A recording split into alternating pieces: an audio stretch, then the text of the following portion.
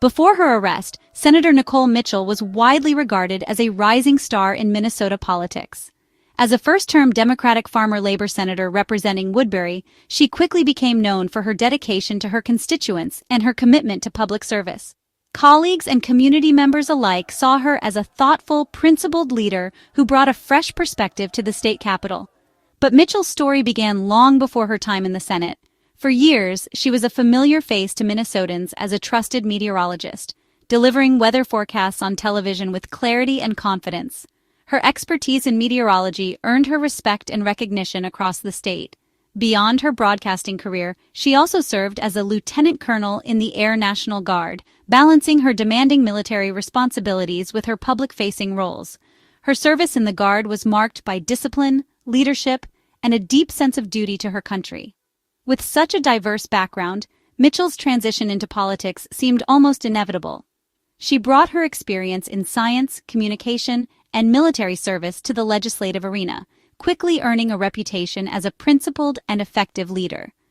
Her ability to connect with people from all walks of life made her a popular figure in her district and beyond. She was often seen engaging with constituents, listening to their concerns, and advocating for policies that reflected their needs. Mitchell's background painted her as disciplined, dedicated, and deeply committed to the values of service and integrity. Her colleagues admired her work ethic and her willingness to tackle tough issues head-on. All of this made the events of April 2024, her sudden arrest and the allegations that followed, all the more shocking and difficult for many to comprehend. The allegations against her stood in stark contrast to the public image she had carefully built over the years. News of her arrest sent shockwaves through the community, leaving many to question how someone with such a strong record of achievement could become embroiled in scandal. Instead of focusing on policy debates or legislative accomplishments, the headlines became dominated by details of a family conflict that spiraled into a criminal case. The story quickly became a topic of conversation, not just in political circles, but in households across Minnesota. To truly understand the impact of these events, it's important to look back at who Nicole Mitchell was before her arrest. Her career, her service, and her reputation all add weight to the unfolding story, making it more than just another political scandal. Her stunning fall from grace left Minnesotans grappling with difficult questions about trust, leadership, and the unpredictable nature of public life. For many, it was a sobering reminder of how quickly a life of public achievement can take a dark and unexpected turn. The night that changed everything began in the early hours of April 22, 2024. When a quiet neighborhood in Detroit Lakes was suddenly illuminated by the flashing lights of police cruisers. The stillness of the pre-dawn hours was shattered, and what unfolded would soon grip the entire community. Inside a modest home, Carol, Mitchell's stepmother, sat alone. Carol, who suffers from Alzheimer's, often found herself confused and anxious, especially at night. The house, once filled with warmth and family, now felt cold and unfamiliar to her. Since the passing of Mitchell's father, the relationship between Carol and Nicole Mitchell had grown increasingly strained. Grief and misunderstandings had built a wall between them, leaving both women isolated in their sorrow. On this particular night, Carol was startled by unfamiliar noises echoing through her home. Fearing for her safety, she reached for the phone and dialed 911, her hands trembling as she tried to explain her fears to the dispatcher. Responding quickly, police officers arrived at the scene. They moved cautiously through the house, eventually making their way to the basement, where they discovered Nicole Mitchell, dressed head to toe in black, standing in the shadows. The officers immediately grew suspicious. Mitchell's dark clothing and her presence in the basement at such an odd hour raised more questions than answers. As body cameras recorded, Mitchell tried to explain herself. She said she was there for a deeply personal reason, to retrieve sentimental items that belonged to her late father, his ashes, cherished family photos, and a flannel shirt that still carried his scent. These were memories she felt she couldn't live without. According to Mitchell, her stepmother had cut off all contact after her father's death, refusing to let her have any of these precious mementos. The pain of being denied these last connections to her father had become unbearable. Tearfully, Mitchell admitted to the officers, "I know I did something bad." She confessed that she had entered the house through an unlocked basement window, desperate to reclaim what she felt was rightfully hers. Among the items found was a flashlight with a sock pulled over the lens, apparently used to dim the beam and avoid detection. This detail suggested a level of planning that troubled the officers. The basement, cluttered and dim, now looked less like the scene of a family dispute and more like the site of a carefully orchestrated break-in. The evidence began to paint a picture that was far more complicated than a simple misunderstanding. Soon, these details would become the focus of a high-profile trial, as the community and the nation watched, searching for answers in a case where love, loss, and desperation collided on one unforgettable night. At trial, the prosecution argued this was no desperate act, but a calculated burglary. They emphasized Mitchell's long drive, her all-black clothing, and the sock-covered flashlight as evidence of intent. Police also found latex gloves and a crowbar in her backpack. Classic burglary tools, the prosecution said. Why would a concerned daughter need these items? The prosecution played Mitchell's own words from the body camera. "I know I did something bad." She never mentioned concern for her stepmother's welfare in those first moments. The state argued her story about a welfare check was invented after her arrest. Every detail, they said, pointed to a plan to steal. The jury was left to decide if this was a crime of intent or a family tragedy gone wrong. The defense told a different story. They admitted Mitchell entered without permission, but insisted she wasn't there to steal. Her motive, they argued, was concern for her stepmother's well-being, not theft. Mitchell testified she panicked and lied to police, embarrassed and afraid.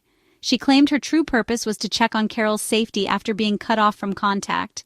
The black clothing, she said, was just what she wore for a late drive. The flashlight was for the dark basement. The backpack, she explained, held her laptop for legislative work. The defense urged the jury to see Mitchell as a daughter who made a terrible mistake, not a burglar. They argued this was a family matter, not a criminal act. The jury had to weigh intent against desperation. The trial hinged on credibility and evidence. The prosecution's case relied on the black clothing, gloves, crowbar, and Mitchell's own words. The body camera footage, where she admitted wrongdoing and never mentioned a welfare check, was devastating. Mitchell's 5-hour testimony tried to explain her actions as panic and concern, but her credibility was damaged by her initial lies. The defense struggled to overcome her on-camera confession. The jury faced two stories, one told by physical evidence and Mitchell's first words, the other by her later testimony. The prosecution's narrative was consistent and anchored by evidence. The defense asked the jury to trust Mitchell's emotional account. In the end, the physical evidence proved hard to ignore. The jury's decision would come down to which story they believed.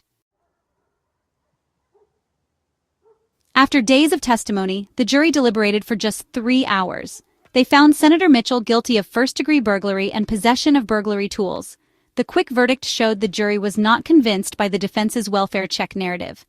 The body camera footage and Mitchell's admission sealed her fate. Her attorney admitted it was nearly impossible to overcome her own words. The conviction marked a dramatic fall for a sitting state senator. Mitchell was allowed to remain free until sentencing, but her future was now uncertain. The verdict was a turning point for both Mitchell and Minnesota politics. With the guilty verdict delivered, the focus of the public, the media, and the legal teams immediately shifted to the next phase: sentencing.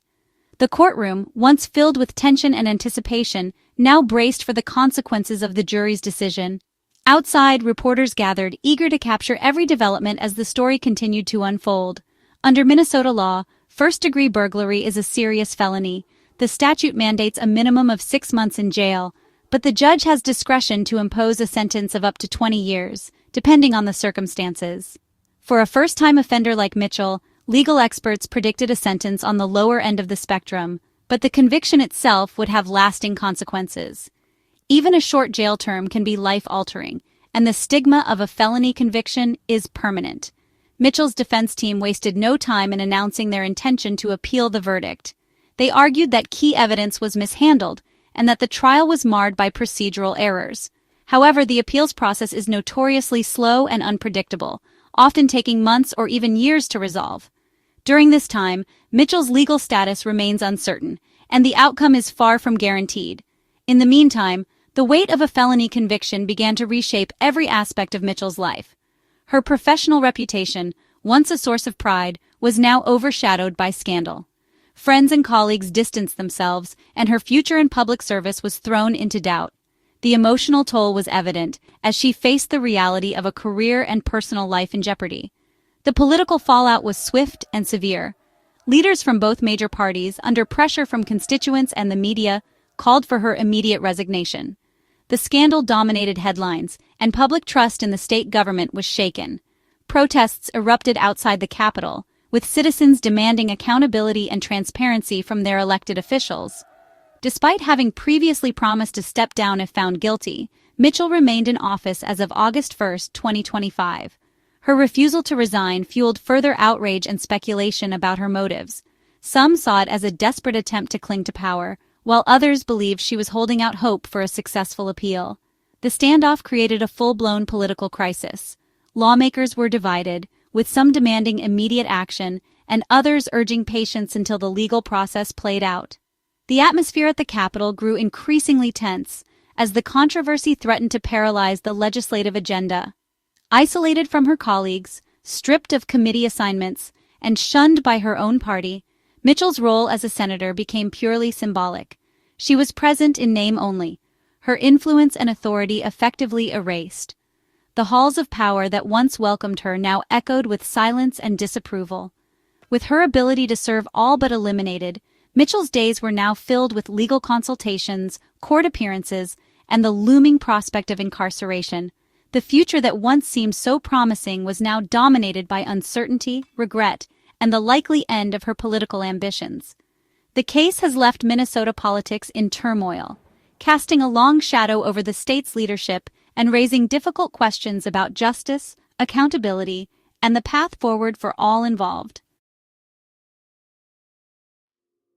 Mitchell's conviction threatens the Democrats' slim majority in the Minnesota Senate. If she resigns, the chamber will be split 33-33, creating gridlock and forcing a high-stakes special election. Even if she stays, her position is untenable. The Senate can expel her with a two-thirds vote, and the guilty verdict gives both parties reason to act. Democrats face pressure to distance themselves, while Republicans see a chance to shift the balance of power. The situation has destabilized the Capitol, distracting from legislative work. The fallout from Mitchell's actions is reshaping Minnesota's political landscape. One lawmaker's choices have put the entire state's future in flux. Nicole Mitchell's trial will be remembered as a cautionary tale of public service undone by personal choices. Her achievements as a meteorologist, military officer, and senator are now overshadowed by a felony conviction. The case highlights the power of clear evidence, especially body camera footage, in the courtroom. It's a reminder that even those in power are accountable to the law. The swift calls for resignation show how quickly public trust can vanish. Mitchell's story will be studied as an example of law, ethics, and the fragility of reputation. The impact will linger, shaping Minnesota politics for years. It's a somber lesson in how quickly a public life can unravel.